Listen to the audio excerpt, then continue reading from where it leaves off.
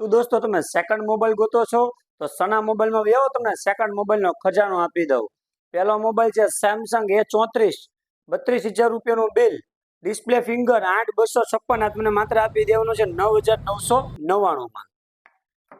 પછી વાત કરી દઉં તો OnePlus 8128, OnePlus Nord C4, display finger 8128, company fitting, 26,000 રૂપિયાનું બિલ, આ તમને આપી દેવાનું છે 10,999માં.